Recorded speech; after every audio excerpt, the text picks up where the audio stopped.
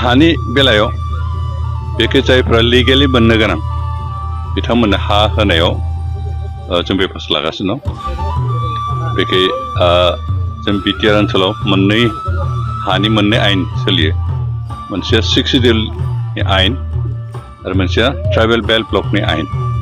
आरो बे मोननैबो आयेना जोंनि बे बिटिआर ओनसोलाव सोलिगासिनो दं। 6 सिडिउलनि बेबस्था मथे अरिजिन जिथु 6 सिडिउल बिनि बेबस्था मथे 6 सिडिउल सिङाव नन ट्राइबेल इसेबो हा मोननाङा।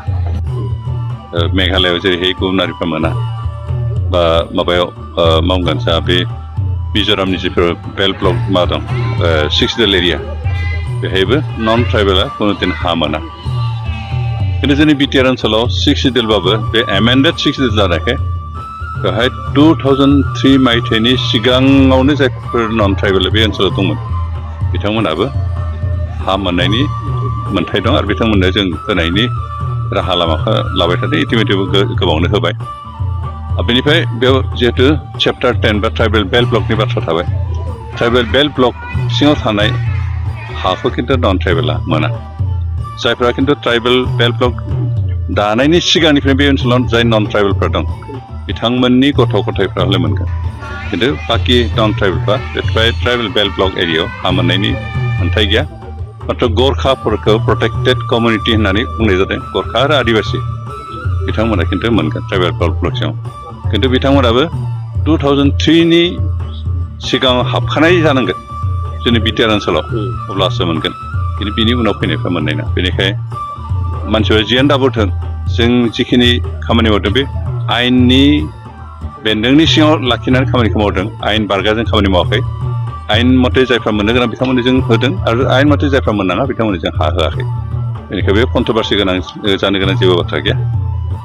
जों आयेना जिबायदि थिनदों लेन्ड ल माबा बेल्ट ब्लकनि आयेन आरो ओमफ्राय 6 सिडिउलनि जिथु आयेन हानि बिथिङाव बे आयेन मथे जों खामानिखौ मावदों। बेनिखायनो सोरबा दावराव दावसि खालामदोंबाबो बियो रज'नाय नङा।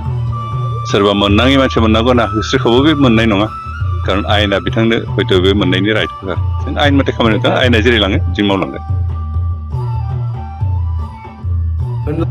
बेनिफ्राय बेयाव जिहेतु चेप्टार 10 बा ट्राइबेल बेल्ट ब्लकनि बाथ्रा थाबाय।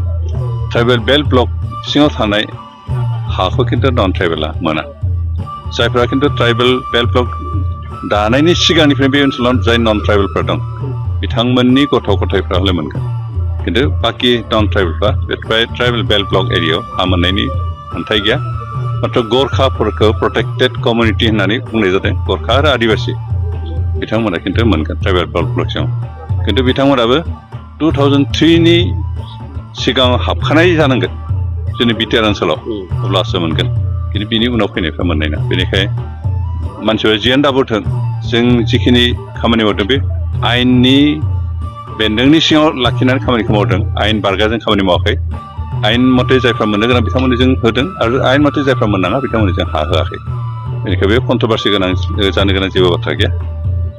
जों आयेना जिबायदि थिनदों लेन्ड ल माबा बेल्ट ब्लकनि आयेन आरो ओमफ्राय 6 सिडिउलनि जिथु आयेन हानि बिथिङाव बे आयेन मथे जों खामानिखौ मावदों। बेनिखायनो सोरबा दावराव दावसि खालामदोंबाबो बियो रज'नाय नङा।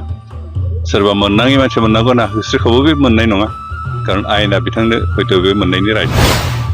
बेवहाय 2003 मायथाइनि सिगाङावनो जायफोर नन ट्राइबेल बे ओनसोलाव दंमोन बिथांमोनाबो हा मोननायनि मोन्थाय दं आरो बिथांमोननो जों होनायनि राहा लामाखौ लाबाय थादों। इटिमेटिबो गोबावनो होबाय।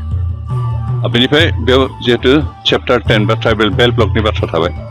ट्राइबेल बेल्ट ब्लक सिङाव थानाय हाखौ खिन्थु नन ट्राइबेला मोना।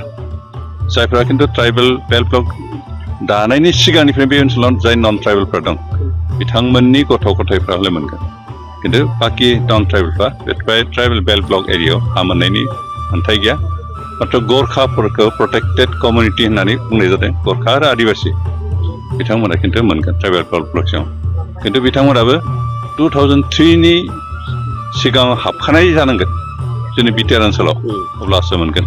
खिन्थु बिनि उनाव फैनायफ्रा मोननाय नङा। बेनिखायनो मानसिफ्रा जियानो दाबोथों जों जिखिनि खामानि मावदों बे आयेननि बेन्दोंनि सिङाव लाखिनानै खामानिखौ मावदों आयेन बारगाजों खामानि मावाखै आयेन मथे जायफ्रा मोननो गोनां बिथांमोननो जों होदों आरो आयेन मथे जायफ्रा मोननाङा बिथांमोननो जों हा होआखै बेनिखाय बे कन्ट्रभार्सि गोनां जानो गोनां जेबो बाथ्रा गैया जों आयेना जिबायदि थिनो लेन्ड ल' माबा बेल ब्लकनि आयेन आरो ओमफ्राय 6 सिडुलनि जिथु आयेन हानि बिथिङाव बे आयेन मथे जों खामानिखौ मावदों बेनिखाय सोरबा दावराव दावसि खालामदोंबाबो बियो रज'नाय नङा सोरबा मोननाङि मानसि मोननांगौ होनना होस्रिखौबो बे मोननाय नङा खारन आयेना बिथांनो हयथ' बे मोननायनि राइट होआ जों आयेन मथे खामानि मावदों आयेना जेरै लाङो जों मावदों बेनिफ्राय बेयाव जिहेतु चेप्टार 10 बा ट्राइबेल बेल ब्लकनि बाथ्रा थाबाय ट्राइबेल बेल ब्लक सिङाव थानाय हाखौ खिन्थु नन ट्राइबेला मोना जायफ्रा खिन्थु ट्राइबेल बेल ब्लक दानायनि सिगांनिफ्राय बे ओनसोलाव जाय नन ट्राइबेलफ्रा दं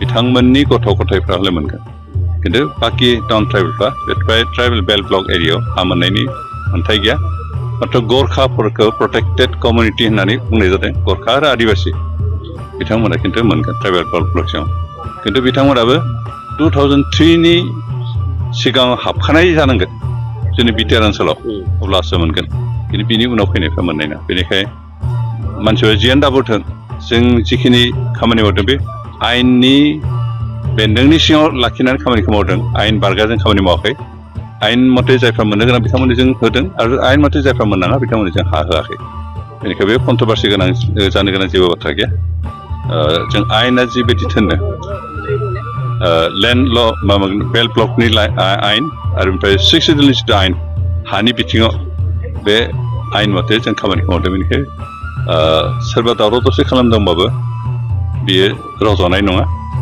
सोरबा मोननाङि मानसि मोननांगौ होनना होस्रिखौबो बे मोननाय नङा खारन आयेना बिथांनो हयथ' बे मोननायनि राइट होआ जों आयेन मथे खामानि मावदों आयेना जेरै लाङो जों मावदों